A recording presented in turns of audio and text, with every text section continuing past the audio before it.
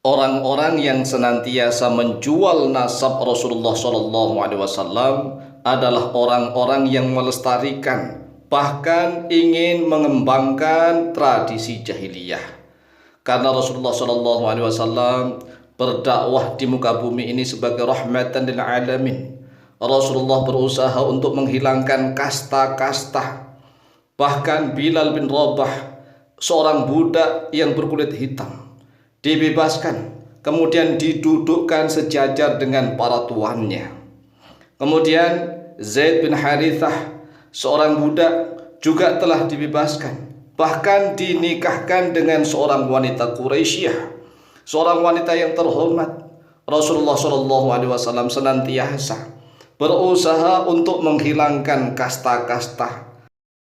Tapi anehnya, akhir-akhir ini semakin viral orang-orang yang menjual nasab sebagai keturunan Rasulullah SAW agar ucapannya didengar, agar dituruti, agar dihormati, agar dia mendapatkan jamaah pengikut. Masya Allah, luar biasa.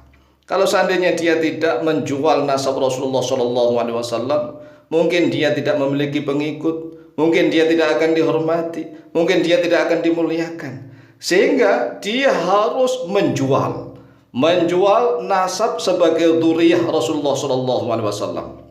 Bahkan di dalam grup WA ada yang mengatakan, mari kita viralkan istilah, mohon maaf, pelacur nasab. Pelacur nasab, Masya Allah. Sehingga video ini dikasih judul pelacur nasab budaya jahiliyah.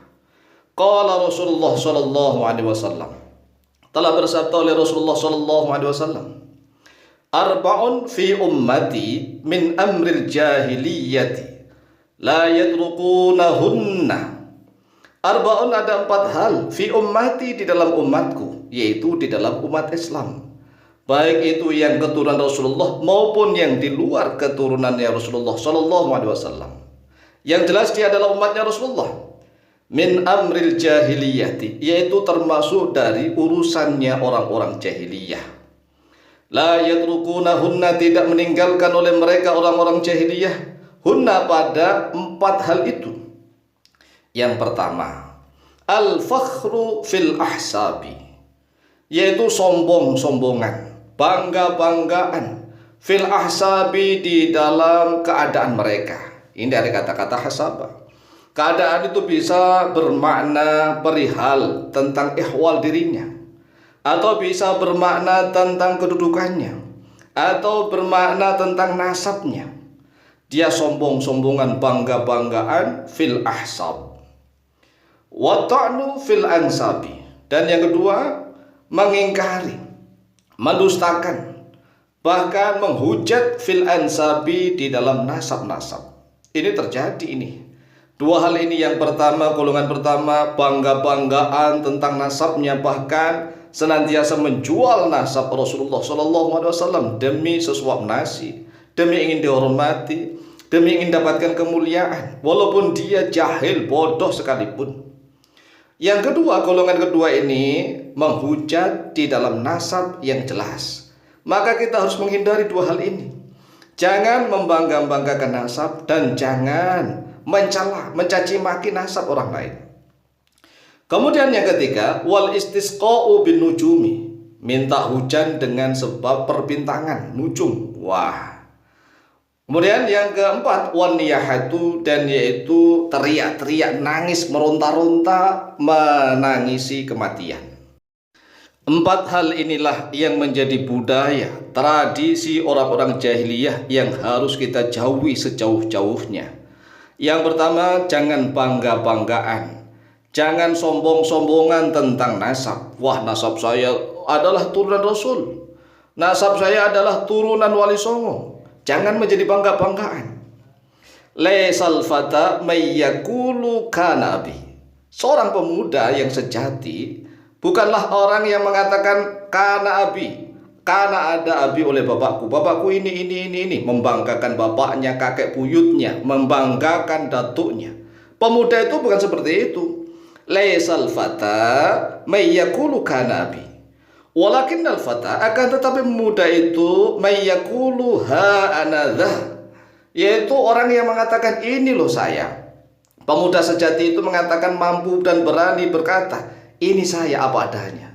Saya tidak membawa-bawa nama kakek, saya tidak membawa-bawa nama leluhur, tetapi saya akan berjuang agar anak cucu saya menjadi orang-orang yang alim, orang-orang yang terhormat, orang-orang yang bertakwa. Itulah pemuda sejati. Pemuda sejati jangan membangga-banggakan leluhur. Kemudian jangan pula mencela, menghina nasab orang lain. Tinggalkan. Dan jangan sekali-kali minta hujan dengan sebab perbintangan. Dan jangan juga meronta-ronta, menangis-nangis yang hingga melupakan keadaannya dengan sebab kematian.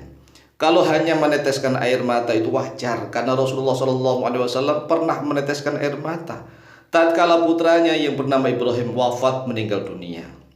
Akhraja Muslimun. Akhraja telah mengeluarkan pada hadis Muslimun oleh Imam Muslim nomor hadis 934 an Abi Malik al-Asy'ari radhiyallahu anhu. Wa qala an-nabiy sallallahu alaihi wasallam, dan telah bersabda oleh Nabi Muhammad sallallahu alaihi wasallam, la yantahiyanna aqwamun yatafakharuna bi abaihimul ladzina matu. Sungguh akan berhenti aqwamun oleh beberapa kaum, yatafakharuna yang berbangga-bangga oleh mereka bi abaihim pada bapak-bapak mereka. Mereka membanggakan bapak-bapaknya, kakek-kakeknya, leluhurnya. Alladzina matu, yang telah mati.